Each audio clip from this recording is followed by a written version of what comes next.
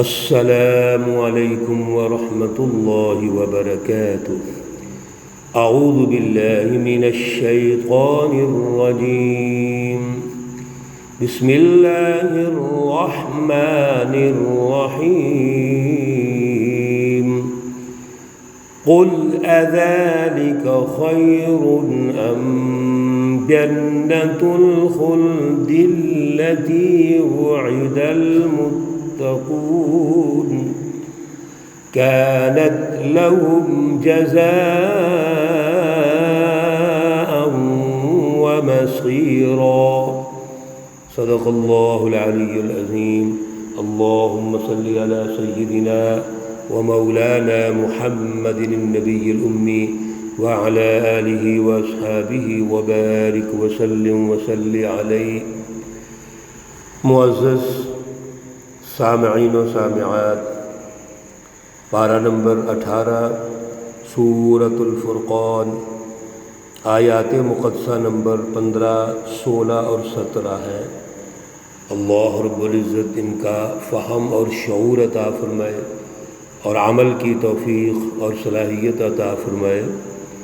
گزشتہ درس میں مکذبین، منکرین اور مخالفین جو رسول اللہ صلی اللہ علیہ وسلم اور سچی جماعت کو جھٹلاتے ہیں، اللہ رب العزت نے ان کا انجام ارشاد فرمایا کہ ان کا انجام قیامت کے دن آگ ہے، جہنم ہے، اور آگ کی جو سختیاں ہیں، اس جہنم کی جو سختی ہے، اس ماحول کو اللہ رب العزت نے پیش کیا۔ میرے عزیزو، اللہ رب العزت کا یہ بڑا مقدس طریقہ ہے۔ اللہ دلائل کے ساتھ بات کرتے ہیں، حالانکہ اللہ کو دلائل کی کیا ضرورت ہے؟ وہ تو عظیم الشان ہستی ہے، سب کچھ اسی کا ہے، للہ ملک السماوات والارض۔ لیکن اللہ رب العزت کسی بھی بات کرنے سے پہلے، فلسفی پیش کرنے سے پہلے اس کے فوائد، اچھے نتائج، اثرات و ثمرات بیان فرماتے ہیں، پھر عقلی اور نقلی دلائل دیتے ہیں، تاریخی دلائل پیش کرتے ہیں، تاریخی شہادتیں پیش کرتے ہیں۔ پھر اللہ رب العزت دنیا کی تاریخ سے ہمیں یہ رہنمائی ارشاد فرماتے ہیں کہ جو قومیں ترقی کرتی ہیں انہوں نے کیسے ترقی کی، جو قومیں تباہ ہوتی ہیں تو اس کی کیا وجہ ہے۔ یہ پورا ماحول اور دلائل دے کے اللہ رب العزت انسانوں سے بات کرتے ہیں، اور ہمیں یہاں یہ رہنمائی بھی مل گئی کہ ہم بھی جب بات کریں تو لاجکلی بات کریں، باتوں کو ٹھونسا نہیں جاتا۔ میرے عزیزو، اگر اللہ ہمارے اوپر باتیں نہیں ٹھونستے، ہم کون ہوتے ہیں دوسروں کو دلائل سے قائل کرنے کی بجائے جبر پیدا کریں، اکراہ پیدا کریں۔ لا اکراہ فی الدین، دین میں تو جبر ہے ہی نہیں۔ اس لیے یہ جو اسلوب دعوت ہے، اللہ رب العزت کے دلائل دینے کا ایک طریقہ کار ہے، ہمیں بھی سمجھنا چاہیے اصل میں یہ ہماری رہنمائی کے لیے ہے۔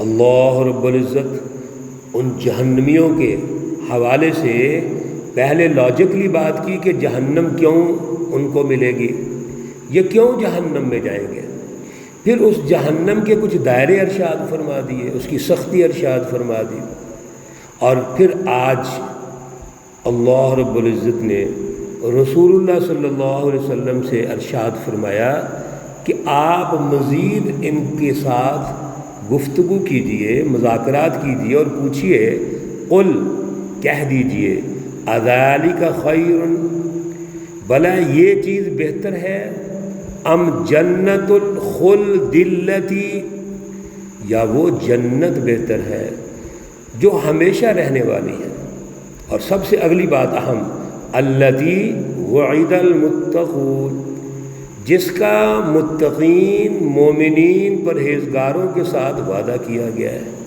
تو دو باتیں ہیں، ایک بات تو یہ ہے کہ یہ دنیا کے وسائل، دنیا کی جو جنتیں ہیں، یہ تو دنیا میں ختم ہو جائیں گی، عارضی پیریڈ کے لیے ہے۔ کتنی ہیں یہ جو سہولتیں دنیا کی مل رہی ہیں، کتنے دن ہیں، کتنے مہینے ہیں، کتنے سال ہیں، یہ تو اللہ کے علم میں ہے، ہم تو نہیں سمجھ سکتے۔ لیکن ایک بات یہ کنفرم ہے، اور اس کے بھی عقلی نقلی دلائل ہیں، کہ دنیا کی نعمتیں اور وسائل اور جن کو باغات کہہ رہے ہیں، محلات کہہ رہے ہیں، یہ عارضی ہے، مختصر ہے، اس کی لمٹ بھی طے شدہ ہے۔ مثلا کتنی اگر دور حاضر میں دیکھے جائے تو کتنی عمر ہو جائے گی؟ 100 سال ہو جائے گی، 110 سال ہو جائے گی، لیکن پھر بھی 1 سنچری بھی ہو جائے تو محدود ہے۔ اور وہ جنت، جنت الخلد التي، وہ ہمیشہ رہنے والی جنت ہے، جس کا مومنین اور متقین سے وعدہ کیا گیا ہے۔ کانت لہم جزاء، یہ ان کا بدلہ ہے، جزا ہے، ومصیرا، اور اللہ رب العزت کی طرف سے ان کا استقبال ہے۔ جب واپس لوٹ کے اللہ کے پاس جانا ہے انہوں نے، تو اللہ ان کو ویلکم کریں گے۔ تو پھر یہ جنت جو دنیا کی ہے، اس کو عنوان بنا کر ہم آخرت کی جنت کو ختم کر دیں، اس کا انکار کر دیں، اور پھر دنیا کی عارضی جنت کو دیکھ کر، وسائل کو دیکھ کر، اور دنیا داری کو دیکھ کر، سرمایہ کو دیکھ کر ہم متکبر ہو جائیں، ہم اللہ کو بھول جائیں، یہ کس طرح اجازت ہوگی؟ لہم فیہا ما یشاءون خالدین، سنیے اللہ کا جو اکرام ہے، انعام ہے، مہمان نوازی ہے، وہ اللہ کی سچی جماعت حزب اللہ کو اللہ کیا ارشاد فرما رہے ہیں؟ لہم فیہا، ان کے لیے اس میں، ما یشاءون، جو وہ چاہیں گے ہوگا، خالدین، اور ہمیشہ کے لیے ہوگا۔ ایک جو چاہیں گے وہ ملے گا، عزت، مقام، مرتبہ، نعمتیں، اور دوسرا خالدین، ہمیشہ کے لیے ہوگی۔ کان علی ربک وعدا مسئولا، یہ اللہ رب العزت کے ذمے ایک وعدہ ہے جو اللہ پورا کرے گا۔ یہ حتمی وعدہ ہے جو اللہ رب العزت اپنے فضل و عنایت سے خود اللہ نے اپنے ذمہ لے لیا ہے۔ حالانکہ اللہ اپنے ذمہ نہ بھی لے تو میرے عزیزو ہم کو اعتراض تو نہیں کر سکتے، لیکن اللہ کا کمال کا انداز ہے کہ اللہ مومنین، متقین اور حزب اللہ سچی جماعتوں کو یہ ارشاد فرما رہے ہیں کہ ہم آپ کی محنت کو ضائع نہیں کریں گے۔ اس لیے اللہ کا وعدہ جو ہے وہ پورا ہو کے رہے گا۔ وَيَوْمَ يَحْشُرُهُمْ، اور جس دن جمع کیا جائے گا ان کو، وَمَا يَعْبُدُونَ مِن دُونِ اللَّهِ، اور وہ ان کے سردار، لیڈر، جن کو اللہ کے علاوہ بڑا سمجھتے تھے، پرستش کرتے تھے، پوجتے تھے، فَيَقُولُ، پھر ان سے کہے گا، أَأَنْتُمْ أَضْلَلْتُمْ عِبَادِي، کیا تم نے میرے بندوں کو گمراہ کیا ہے؟ ہؤلاء، یہ جو میرے بندے ہیں، ام ہم ضلوا السبیل، یا وہ خود اس راستے سے بھٹک گئے ہیں۔ اللہ رب العزت اس ماحول میں سوال کرے گا ان سرداروں سے، ظالموں سے، اور جن کی یہ پرستش کرتے ہیں ان سے اللہ پوچھے کرے کہ کیا یہ جو تمہاری پرستش کرنے والے یہ لوگ ہیں، آپ نے ان سے کہا تھا کہ میری علاوہ اپنی پرستش کرو، اللہ کو چھوڑ کر تمہیں یہ اپنا بڑا سمجھیں، اپنا خدا سمجھ لیں، اپنا حاجت روا اور مشکل کشا سمجھ لیں، اپنے آل ان آل سمجھ لیں کہ سارے اختیارات ہی تمہارے پاس ہیں۔ اللہ رب العزت نے یہ جو انداز ہے یہ بھی بطور دلیل پیش کیا ہے کہ اس موقع پر بھی اللہ رب العزت دلائل کے بغیر بات نہیں کریں گے۔ تو ذرا یہ بتاؤ، جن کو یہ پوچھتے تھے ان سے یہ کہا جائے گا کہ آپ نے ان کو گمراہ کیا ہے، ام ہم ضل السبیل، یا یہ خود ہی گمراہ ہو گئے؟ میرے عزیزو، وہ تو اتنا ہولناک منظر ہوگا، اس موقع کی اتنی سختی ہوگی کہ شیطان وہاں انکار کر دے گا۔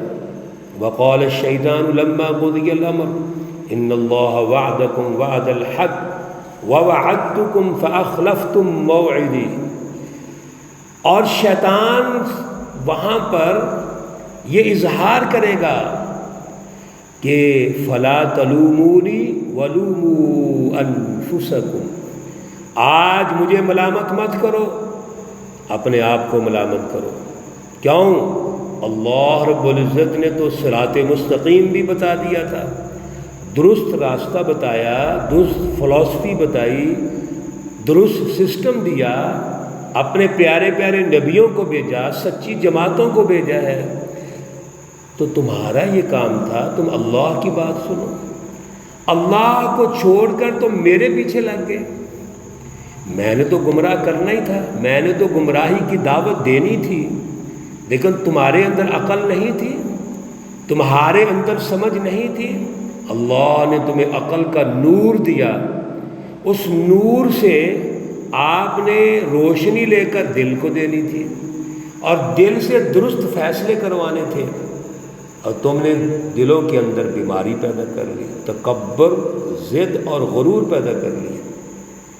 میرے عزیزو، وہاں جتنے بھی بڑے بڑے جن کو یہ پکارتے تھے، اور شیطان جو ان کا سب سے بڑا سینئر ہے، لیڈر ہے، سب انکار کر دیں گے۔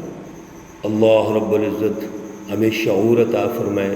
اگلی آیات میں مزید ان کا جواب آ رہا ہے، جو جواب دیں گے وہ اللہ رب العزت کی موجودگی میں اللہ کی تعریف کریں گے اور انکار کر دیں گے۔ انشاءاللہ کل کے درس میں ان آیات کا مطالعہ کریں گے۔